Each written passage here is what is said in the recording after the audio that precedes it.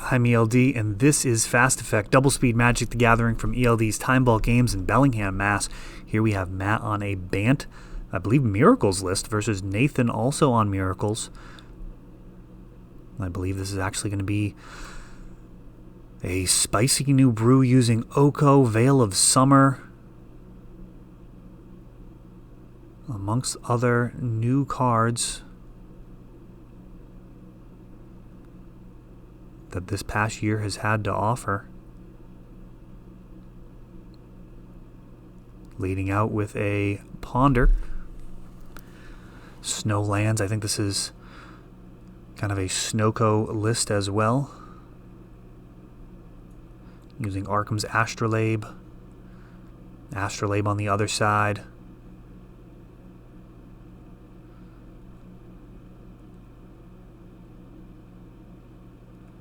Giving just perfectly smooth mana at virtually no cost. I mean, you're actually drawing a card off of it.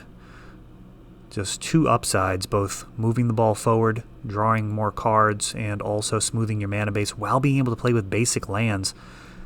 Astrolabe is absolutely phenomenal.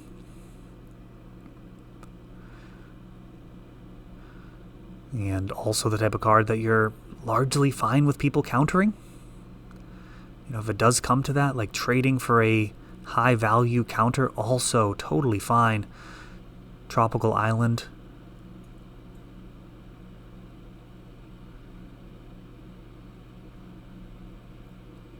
Got Ponder and Underground Sea following it up here for Nathan. And now another Astrolabe. Squaring things up. Both players likely to have no mana issues. Brainstorm now for Nathan.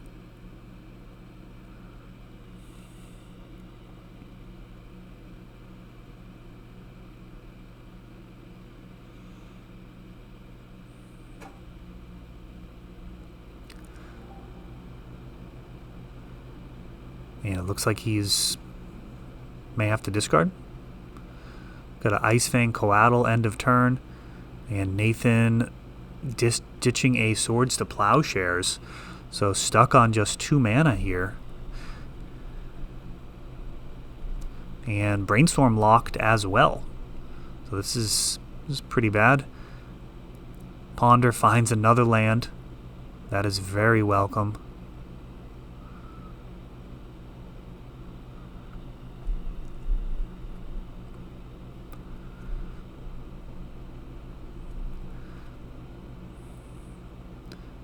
Ice Fang Coatl meeting his match.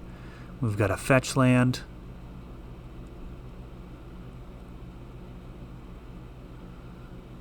Death Touch or no. These guys would trade if they hit. They're just 1/1, so Matt using a Swords to Plowshares, not feeling likely to have too many targets for that. Continuing the pressure.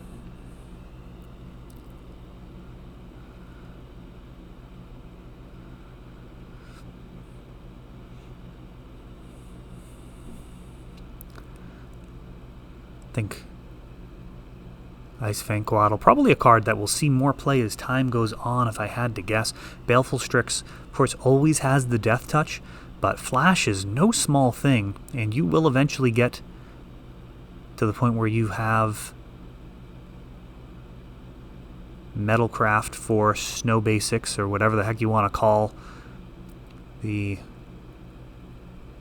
having Death Touch when you have 3 or more snow permanents. You've got the abundance of snowlands along with the Astrolabes. There's really no shortage of that. Now, if you didn't get the card draw unless you had the snow permanents, that'd be a very different animal, but as the card's printed, does a lot of work. Instant speed.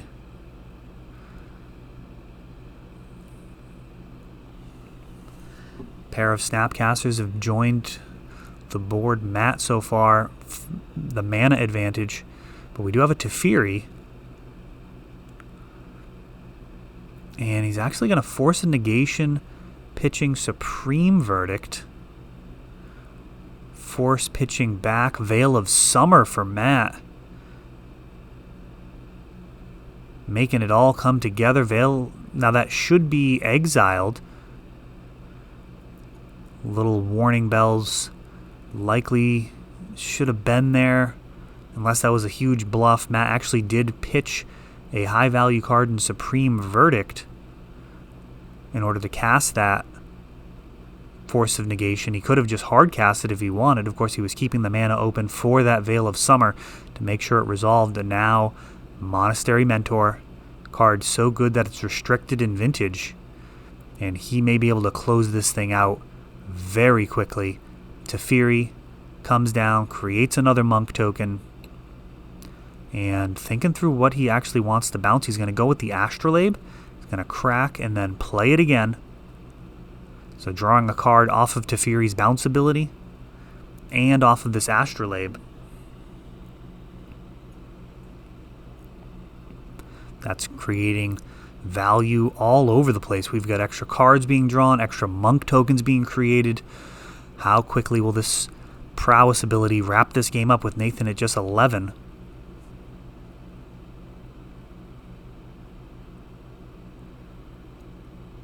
Nathan now reaching his 5th mana.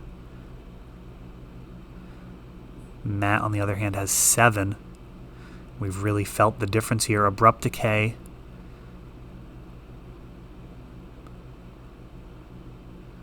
A card that can actually be stopped by Veil of Summer.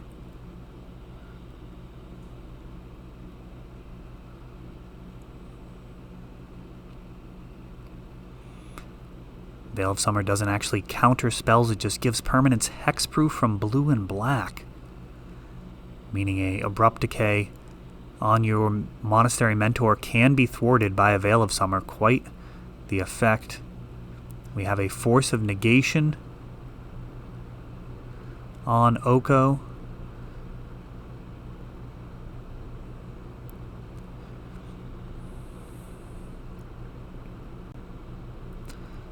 Swords to Plowshares clears away the Snapcaster Mage, giving a little extra prowess damage coming in off of these monks. And Nathan's options. He's got a Jace the Mind Sculptor, a Swords to Plowshares, the other one's Snapcaster.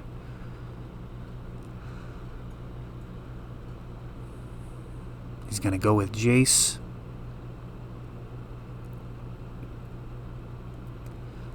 That Teferi on the other side. Not quite a ticking time bomb, so to speak, but ramping back up to be able to minus him and draw a card is something. I mean, every 3 turns drawing an extra card over the course of several turns just creates this inevitability. Never mind the fact that he's preventing these counter spells from being live cards for Nathan. Usually you see these Force of Wills and other counter spells and they feel like some type of defense against the worst of your opponent's plans. And we've got a hard cast Force against this Dead of Night, which would have cleared everything, and he cannot defend it with the Force. We may just be seeing a scoop into game number 2.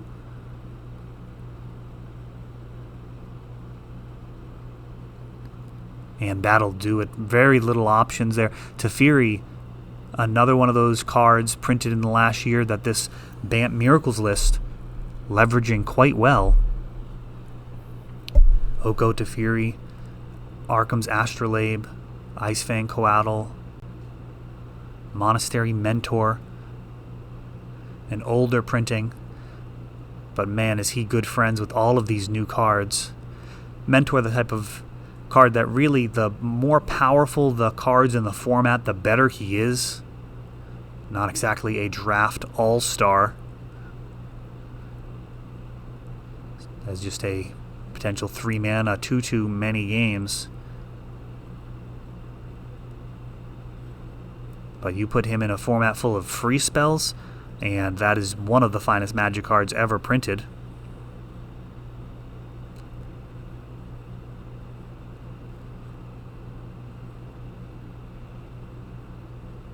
Yeah, it feels like Matt may have a little bit of an advantage here with some of this newer tech. Veil of Summer proved to be very, very powerful, winning a counter war and drawing a card. Usually a card like Flusterstorm, some type of trump in a counter battle, usually good enough to just win the battle, never mind draw a card on top of it.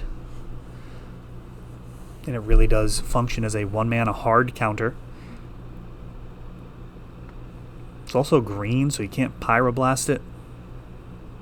Card's good. The card is good.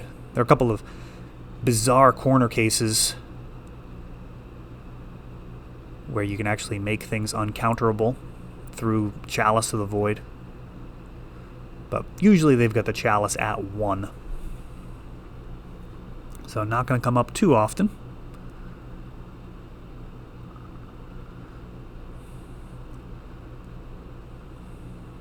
Matt sees a Force of Will, a card that's sometimes boarded out in heavy control matchups. Just not wanting to end up getting 2 for 1. Arkham's Astrolabe. But it does seem like Matt may have enough high value cards, things like Oko and Teferi, that when they get down, you're going to be happy with your investment if you had to defend it.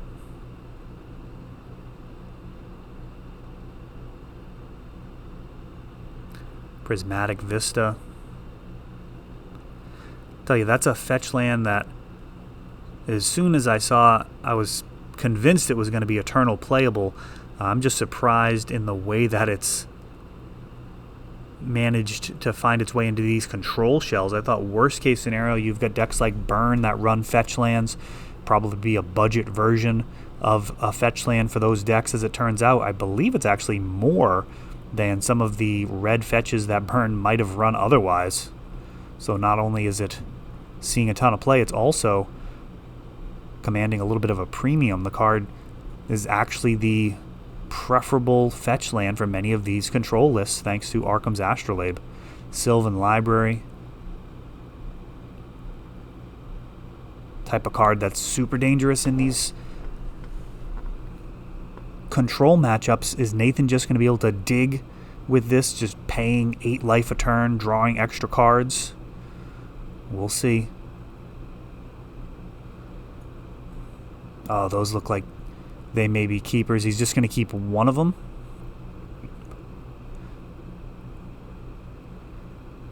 Ice Fang Coatl flashed in end of turn. And he actually lets it stick. I'm surprised he didn't trade in that Pyroblast for it. Maybe the type of card that has to get handled later anyways. Your life getting chipped away by creatures, a little bit of a nuisance when you've got such a great way to cash in your life for extra cards in the form of Sylvan Library. We'll see if this comes back to bite him.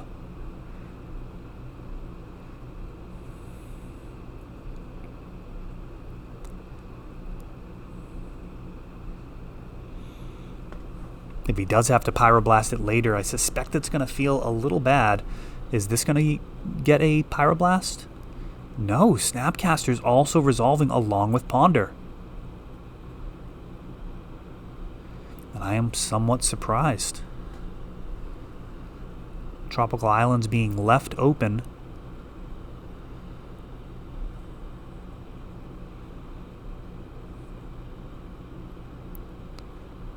I would have expected the basic land to be left untapped. It's a little bit more resilient, and with Arkham's Astrolabe, it can tap for any color. Pyroblast.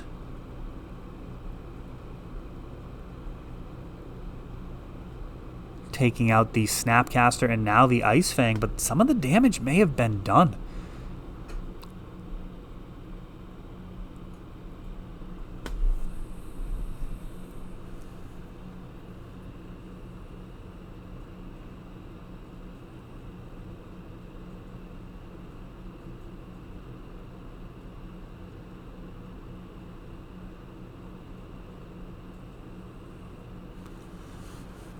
Jace the Mind Sculptor joins the board for Nathan. I had my mana symbols backwards there. Of course, the Trop can be used with the Arkham's Astrolabe. You don't have to just use Snow Basics, it's just to cast it.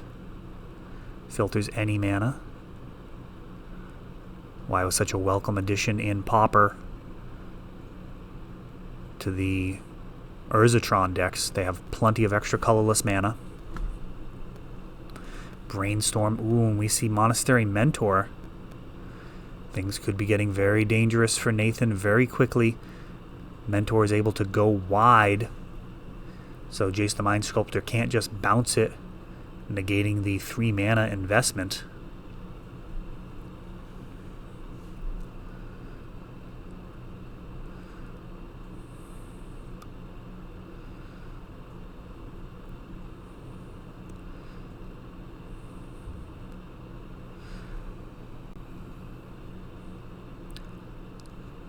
Jace is ramping up, but feels like a long way to go.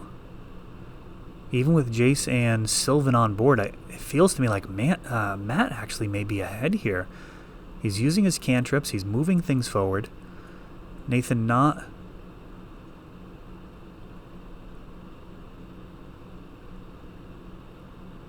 really like piling on the card advantage after we resolve this Brainstorm. Just has a few cards.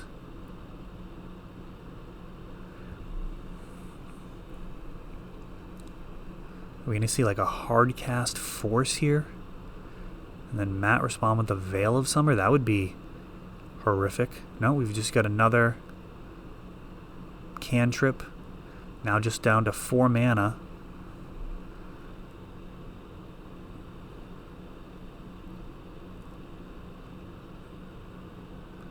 I think Jace wants to be ramping up once you've got control of the situation. And here we just continuing to churn, but not really digging that much deeper. These Brainstorms not coupled with shuffle effects. Just kind of digging one card deeper. And Jace is just 1 mana, KOing the 4 mana Planeswalker. And Nathan down to 6. He does take an extra card off of the Sylvan. And now Oko. That's a legit threat. Veil of Summer in response to the Brainstorm. So not actually going to wait for the counterspell. So Veil of Summer is resolving. He draws a card.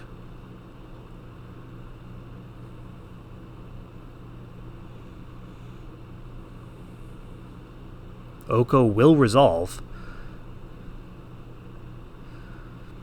Perhaps giving a little bit too much respect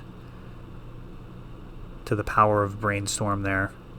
Yes, he could have drawn into multiple counterspells, but given the mana situation, probably would have rather seen a counterspell be thrown at Oko and then bust up the play with a Veil of Summer.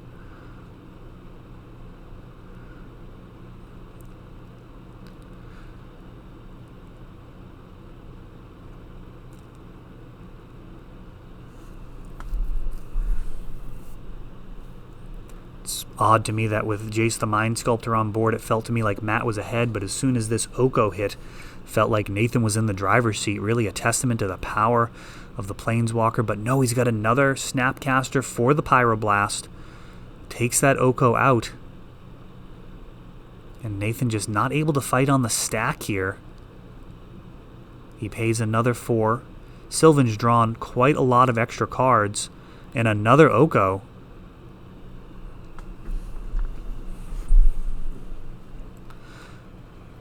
Making a food.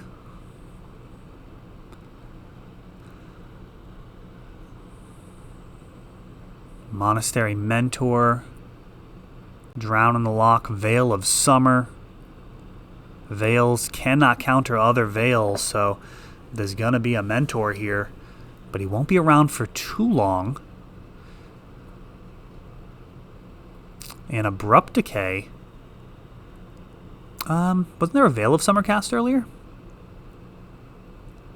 I think there was a Veil of Summer cast earlier.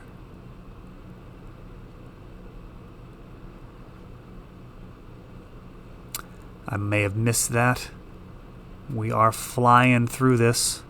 Veil of Summer does last till end of turn, something to keep in mind, but another Veil from Matt counters the Abrupt Decay, keeping the Mentor alive. Ice Fang Coatl.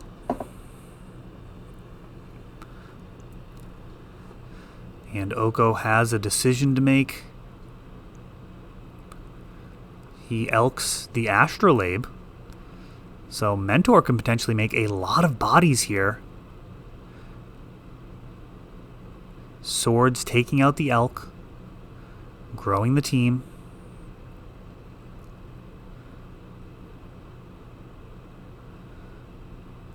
Jace the Mind Sculptor.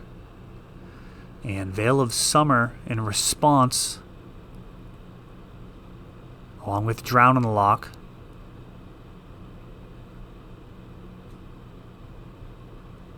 Stopping the Jace.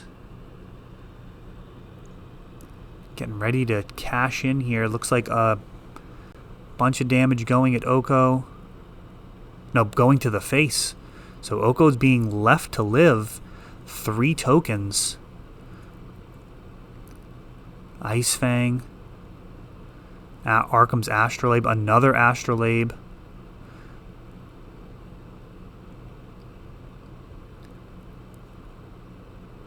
Making another food so we can go back to 7. If Matt has some cantrips, this will be over pretty quick.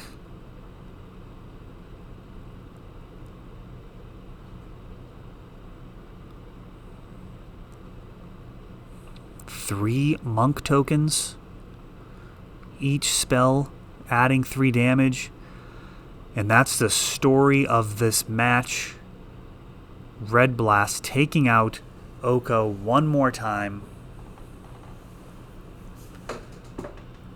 Got some blocking, some food being sacrificed, but I think that is going to be a wrap here.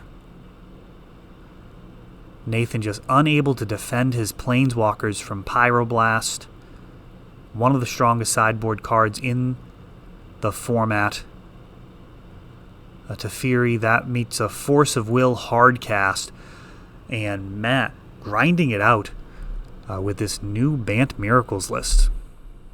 That is all for this one, but don't worry, there is a lot more. You can check out our older videos, and we're always putting out new videos from ELD's Time Vault Games in Bellingham, Massachusetts. If you want to help the channel, of course, you can like, subscribe, share, tap that notification bell so you can know the next time our new videos come out. Thanks for watching.